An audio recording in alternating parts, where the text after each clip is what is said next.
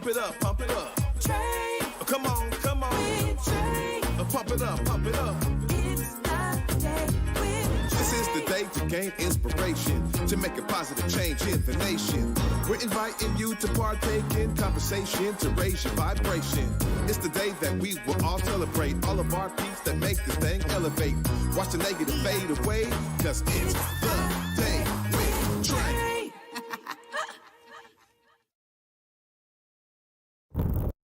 Happy Wednesday, everyone.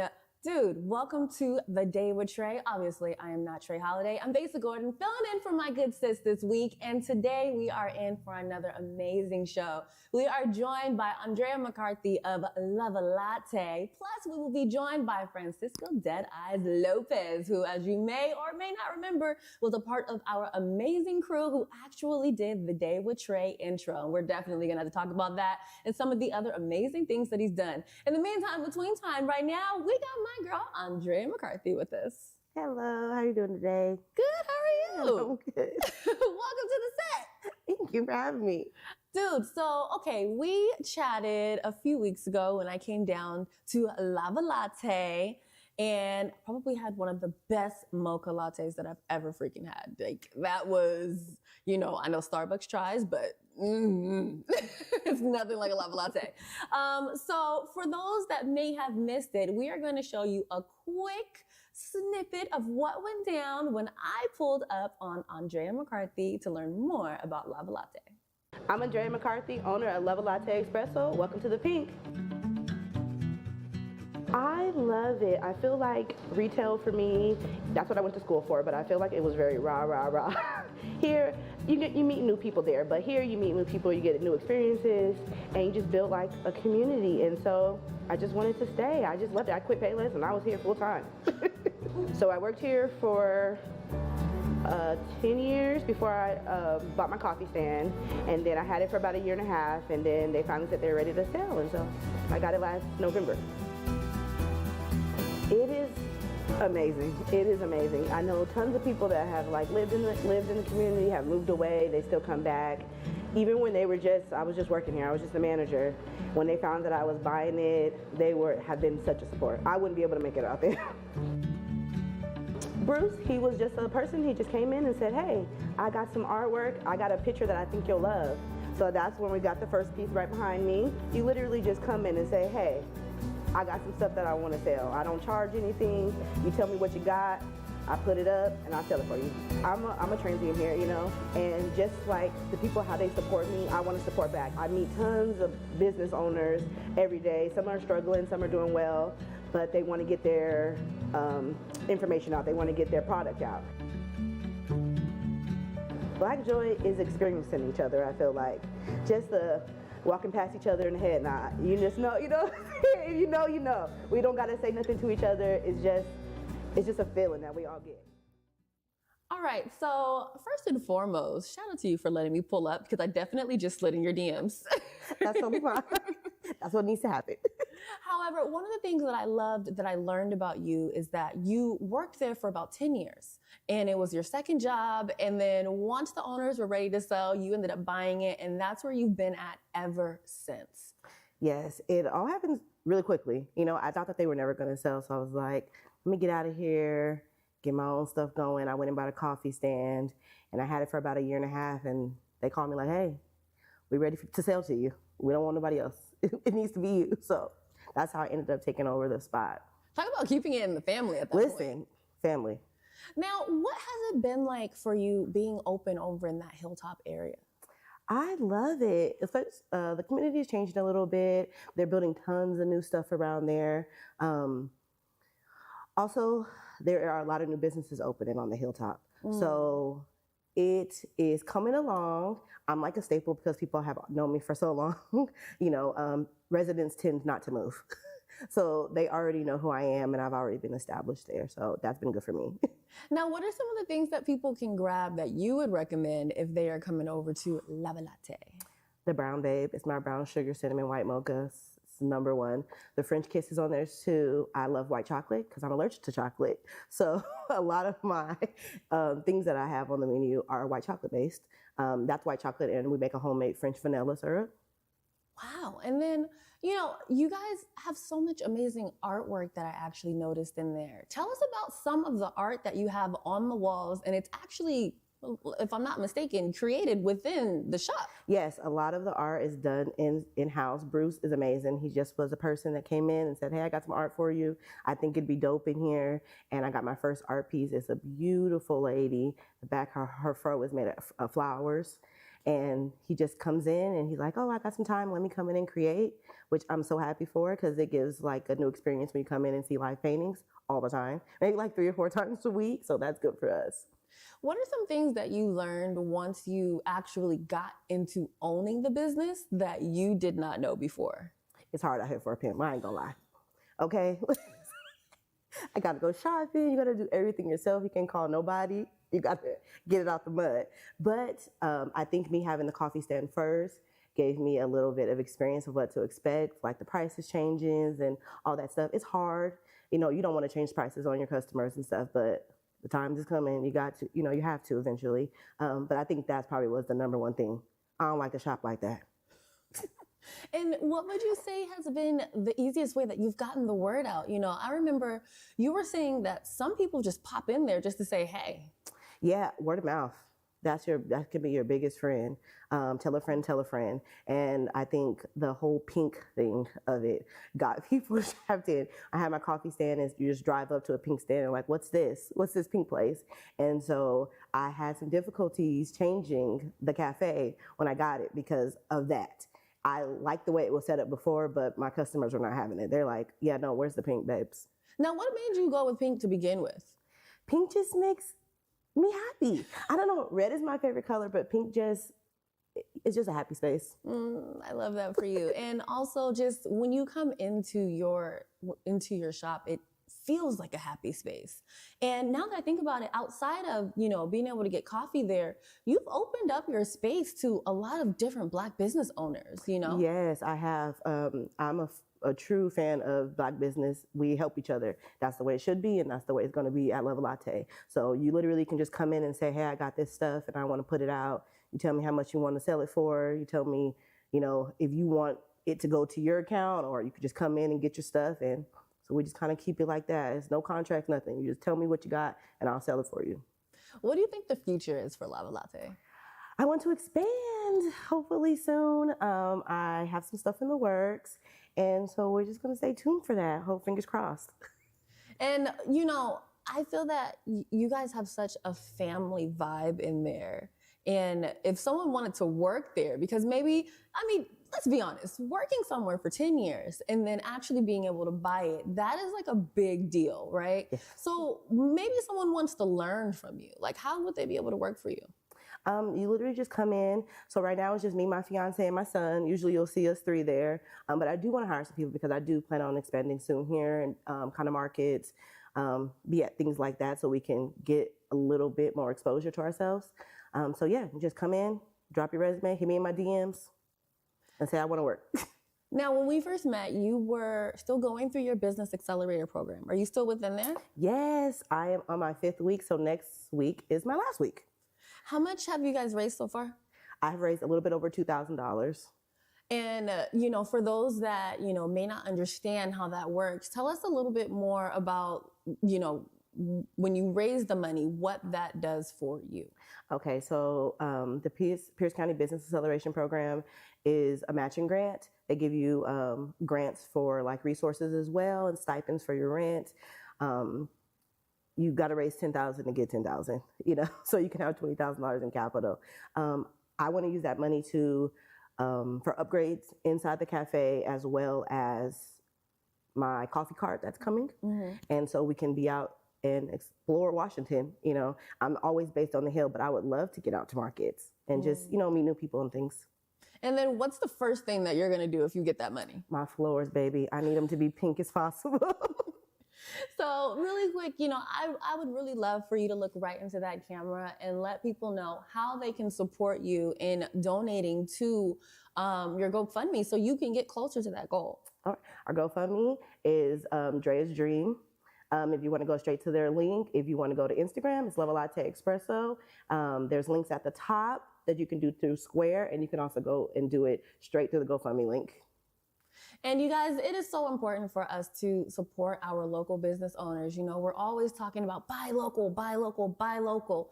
There's one thing that a lot of the business owners have been telling me since I've been going to their shops. It is expensive, okay? These taxes are ridiculous. Like, they need your help just as much as you want their products. So if you love Luv-a-Latte, dude, make sure that you are donating to her fund so that way, one, she can get her pink floors, but also you can make sure that her business continues to flourish. Is there anything else that you want for people to know about Luv-a-Latte? Luv-a-Latte, we're community-based. I want everyone to feel welcome when they come in, and I hope everyone does when they do. That's my number one thing. And then last question, and I might have already asked you this, but I want to make sure people get it. First thing that you should order the first time you come to Luv-a-Latte. Brown babe. The brown babe. Brown babe. Awesome. Okay, you guys definitely pull up to Luv-a-Latte. It is over in the Hilltop area. Trust me, you will not miss it, nor will you regret when you pull up. Aundrea, I want to thank you so much for joining us today. Thank you so much. I appreciate it. And when I come back, I'm going to definitely get my mocha latte, okay? Anyway, you guys, we are going to go to a quick commercial break. When we come back, we are joined by my buddy, Francisco DEADEYEZ Lopez.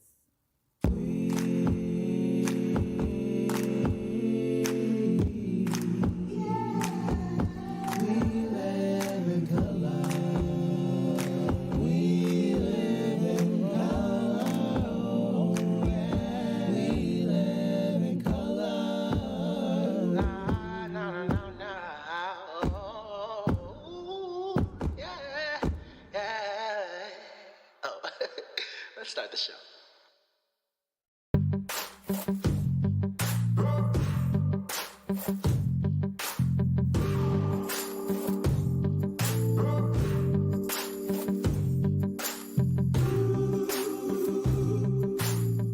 Join Cascade PBS for its third year of celebrating local Black artists featured in its Black Arts Legacies project. The evening will include performances by artists featured in the project, a portrait gallery of this year's artists, video highlights from the series, food, dancing, and more. Join us Tuesday, June 18th at 6:30 p.m. at Washington Hall. Learn more and RSVP for your free tickets at cascadepbs.org/events.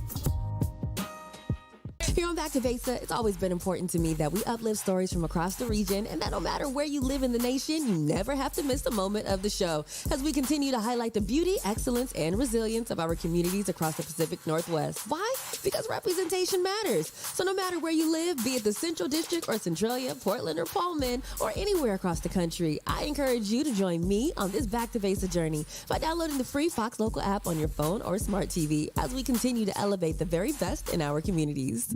Y'all, that was super fire right there. In case you don't know, that was some of the work done by our guest that is about to join us right now. Francisco DEADEYEZ Lopez has done some amazing work, not only for The Day with Trae, which, as I said, he was a part of our amazing team that did her intro. He's also done some amazing things for me. Like, if you guys ever saw the Pickleball for All video, he was definitely a big part of that. That slow motion walking, yeah, he did all of that. He does pretty much all of my slow-mo.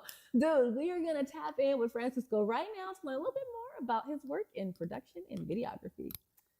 Nice, super dope. How you doing, Besa? I'm good. Good to How are see you you again. doing? I'm good.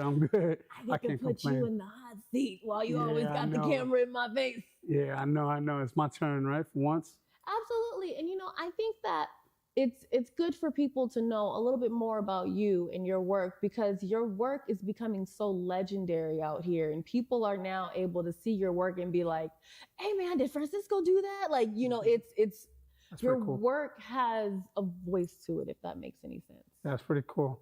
I'm glad you guys accepted it, man, because it was hard to get into it. So to be able to come to you guys and do good work, it's always, I always got to make you look the best you can, man, because you're a superstar out here. So I appreciate it. got to Now, make it work for you. how did Francisco, just in a few words, how did you pick up that camera? Oh man, it's a long time ago. It started about 10 years ago, and I was in Seattle already, meaning like I was already a transplant here, and I had a career in cabling. So I was working for the union, and somewhere in between there, I feel like I lost my dream because I was doing music while I was out here. I brought it from New York to out here, and then somewhere in the line of that, I was just like, I got to go back to New York and get the music going again. And I wound up doing that. And when I got to New York, I kind of started a label. This is when Spotify and all these type of companies was brand new. The streaming was brand new. So I went out there. I wound up getting a group. I had a studio, so I was doing the engineering, was recording beats and stuff like that. And the only thing we was missing was visuals. And it's funny because I try to hire out other directors to get like a big time music video done for this group that I was working with, and nobody wanted to step up. So me, I was a low key hacker at that time. So I had all the little applications on my computer, and I just decided to give it a shot. And the funny thing is, one of the first videos I think I played with was with an iPhone. It was with an iPhone 3 when they was able to record, because obviously I didn't have a camera. So I took the iPhone and I just kind of recorded something really quick. I ran it through the editor, and with the editing, I figured out that I could be able to do this. And then from there on, I just started taking on projects, and people started noticing. And then somebody was just like, "Hey, that's awesome. Can you do one for me?" "Sure, let me get 300 and then 400 and then fine." And by like a month out, I was already 10 videos in, and then it just never stopped. I just kept going from there on. So it really all started with an iPhone. I started with an iPhone. To doing the amazing cinematic videography that you're doing today. I had to do like my first 10 videos just to be able to buy a camera, a real camera, which was a 5D Mark II. And that's when things changed immediately. Like things started looking more like film. I was able to get a real camera. And luckily I came up in that time where the DSLRs, they was able to finally, because I could have been doing videos. But the thing is, I tried the camcorders, I tried a couple of other techniques, and I didn't like the way it looked because I was so much into film. I wanted to create a film look and a big time look for anything I was doing. So when I had a camcorder, it looked cheesy to me. So, like with the DSLR moment, we was able to get a camera where they put it in your hand, you could switch over a lens, and now we got a cinematic look. So I came up in that wave and in that era. Wow. Okay, well, shoot, you guys. We're going to take a quick second. We're going to look at some more of Francisco's work because, again, starting from iPhone to the amazing cinematic work that he's doing these days is just, that's a story in its own. But sometimes seeing is believing. So let's check it out.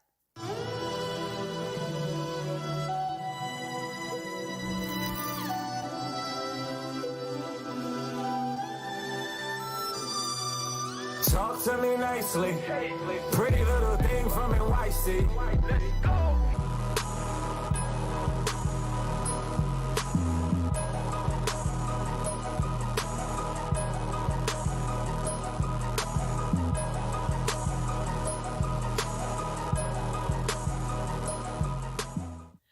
I think that a lot of videographers that are on their way up and they see your work, I'm not saying you have to give out all the sauce, but what are some tips for getting that perfect slow-mo? The tips on the slow-mo is just, it was more like a gimmick when I started, but we also had the cameras to be able to do that. So I picked up the slow-mo because I love visually telling a story. So a lot of the times when we was filming, we didn't even have stories to tell. It's kind of like going to do an event or going to do certain things. But I noticed that with the slow-mo and the slow motion getting slower, I was able to just make this majestic kind of look and give everybody a big time look. So I started implying it into all of my videos, and it slowly caught on. And people was just like, "Oh, the slow-mo, I want the slow-mo." And I just kind of got a name for it. But, for the people out there, you just got to figure out your settings, man. Put that 120 on and, get a smooth little walk going and just make it monumental look. And that's the main thing about videos nowadays. I feel like everybody's trying to do everything so fast. And sometimes I feel like, which I'm a part of too, I came up in that era where I was doing things super fast. And I feel like when I was doing the effects and going crazy on my videos, that's because I didn't know how to film. So to hide the fact that I didn't know how to film, I would do all this crazy edits to make it super impactful. With the cover up. Yeah, the cover up, that's what it really was. But then as I started working with different directors in the field and certain stuff, they was the ones telling me like, "Bro, you gotta slow it down. Your edits are too fast. You filming such beautiful stuff. Try to figure out how to tell a story." And then throughout the years, I just kind of implied it more into the film side and telling a story. But when the song is right, I could get crazy with it too. Is there a certain kind of videography that you love to do the most? I don't know. It's more like portrait because me coming up in the Bronx, I had locations at fast. I kind of figured it out pretty fast. But my first 10, 15, 20 videos, I didn't really have anything except for outside. So being that I grew up in the Bronx and it's, kind of a grimy area and stuff like that, the artists that I was able to work with, what I would do is I would portray the hard living that they had. Like the environment that they lived in is what I was getting away with. And that's what made me popular, because I was able to go into environments where certain people couldn't even walk into. And I'm in there shooting a whole music video, but I'm also highlighting the area, meaning like the projects or certain hoods, or like I said, environments that are kind of rural and people don't really hang out in like that. I was able to go in there and bring that out to people. So I learned how to frame and I learned how to use, like I said, the environment to make things look great and tell a story. And then from there on, everything else just caught on. Like when we get locations and things get fancy, it was a little bit easier because I already know how to frame and make things look good. And then, people love a good name. So who are some of the people that you have shot for? Throughout my career, when I first started, I didn't have anybody to run to. So I went to the battle rap in New York. And in the battle rap era, I started shooting people like Charlie Clips, who's been on Wildin' Out for a long time. I shot DNA, I shot P. These are all underground legends that were doing the smack battles from Murder Mook and a bunch of other people. But then from there, as I started doing their stuff, they were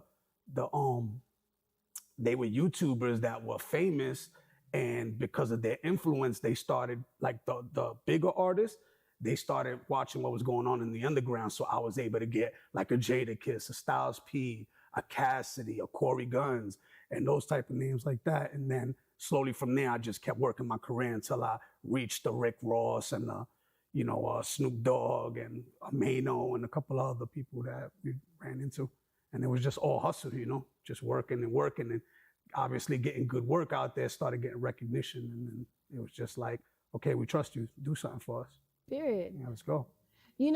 One thing I would love for you to give up and coming videographers some advice on is making your way up the chain. I think nowadays everyone wants that end of the road gratification to just already make that, 2-3 racks for like one video. And it's like, you don't typically, like you might get a one-off, but that's not where you're going to like start at. It doesn't work like that. And I learned this from, because I have several mentors, and mainly it's Atwanya Priesta, it's Carlos Amani. I gotta cut that.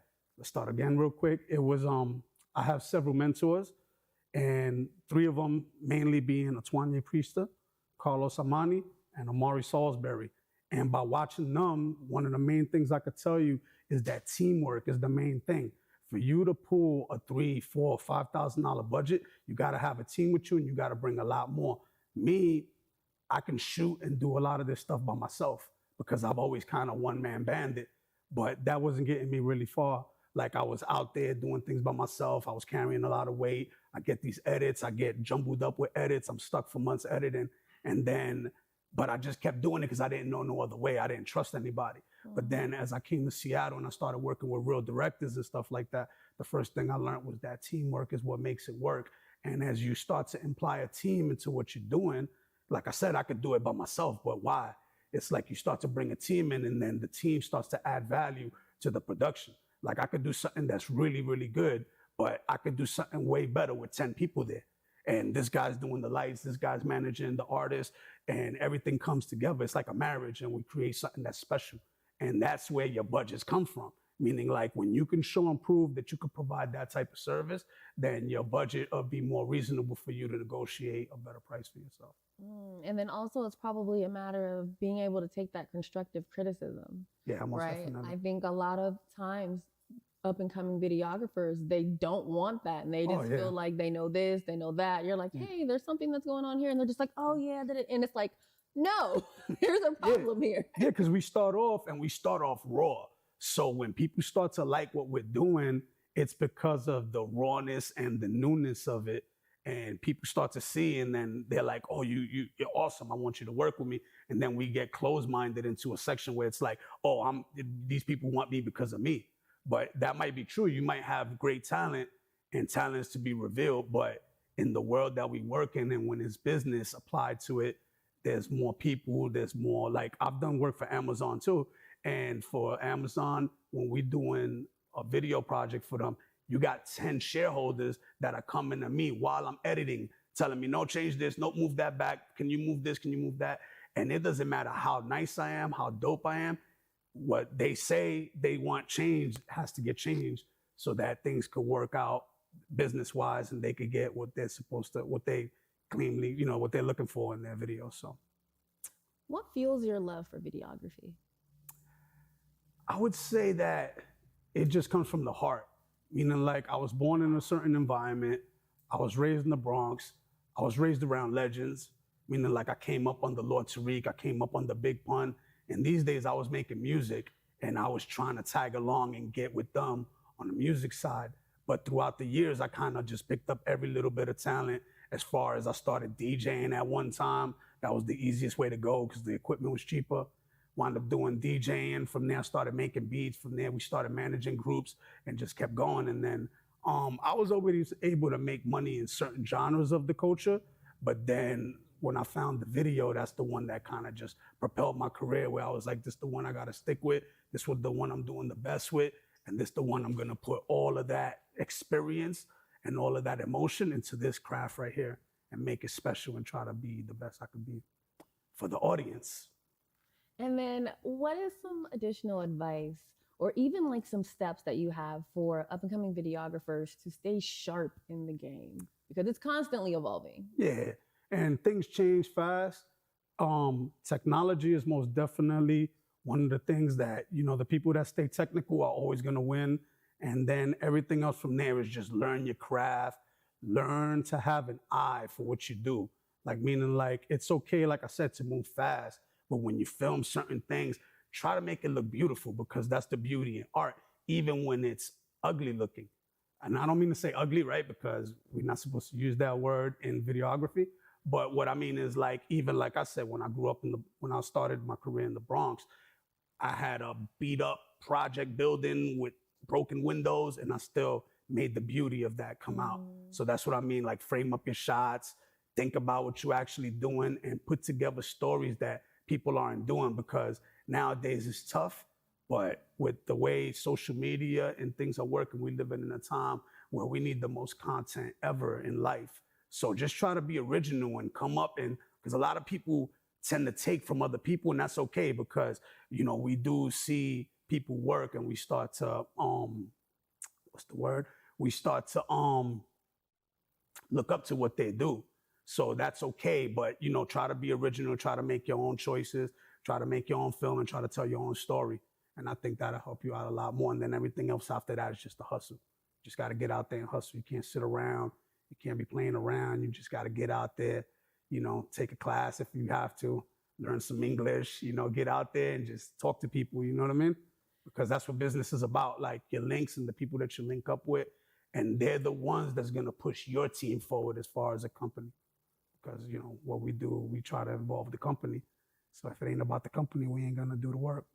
I love that. And also it sounds like, having that humility is important, because you need to be able to ask for help. You need to be able to get the training. You need to be able to stay up on your craft. So that way, you're not using an outdated lens or an outdated camera at that. Yeah, most definitely. Francisco, if someone wants to work with you, if they want to hire you, I want for you to look into that camera right there and let them know how they can get in touch with you. I think the easiest way to find me, you guys can hit me up on Instagram. It's Bronx DEADEYEZ. That's BRONX DEADEYEZ. Shoot me a DM. I'll get back to you. If I need my phone number, it's 206-751-0820. I can shoot me a text on that too. It's cool. It's probably the two easiest ways to find me. Everything else from there. If you need to shoot me an email, that's fine too.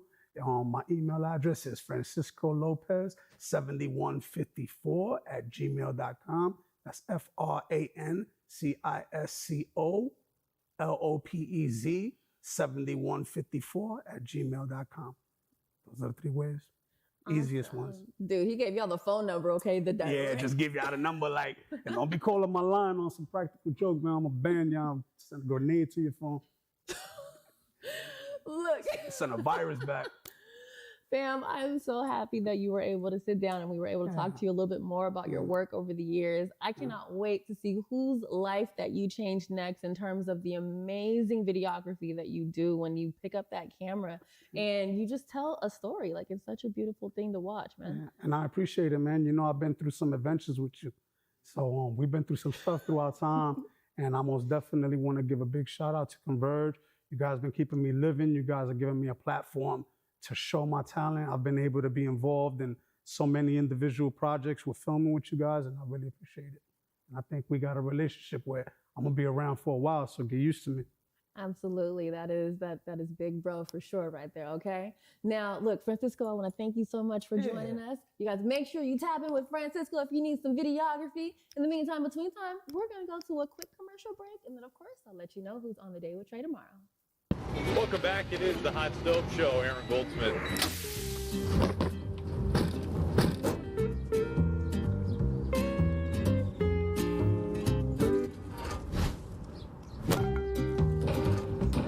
Don't scratch the paint again. Yeah, gotta get a better ride to work. Mariners baseball, Trident's up. Shotgun. Not a chance. Seattle really is just a big neighborhood. It was a place for us to grow. We all have a gift of some sort. It's just my vision of what I see. Theater allows you to hit harder and be more. There's a sense of hope that your story will survive longer than you will. Stream on the Cascade PBS app or watch live. Fridays at 8:50 p.m. on Cascade PBS. Learn more at blackartslegacies.com.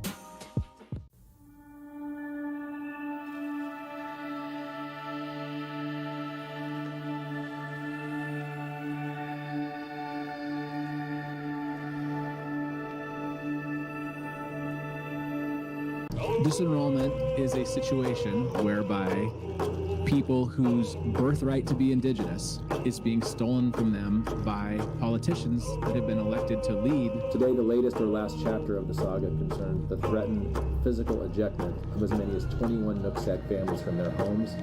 I think it come about by hatred for our family. That's what it's all about. Our bloodline is still here. You know, they can't get rid of us. All right, you guys, this was another amazing episode of The Day with Trae. Of course, I'm your buddy, Besa Gordon, and I will be back tomorrow filling in for my good sis, Trae Holiday. Now, tomorrow, we will be joined by Binyam from BY Visual, plus we will be joined by Calvin Patra, who is actually a mental health professional, where we're going to be talking about mental health in the Black community, and we're also going to be talking about his mental health mixer that is coming up, all right? So in the meantime, between time, you guys, I want for you to definitely join us again tomorrow right here on The Day with Trae at 11 a.m.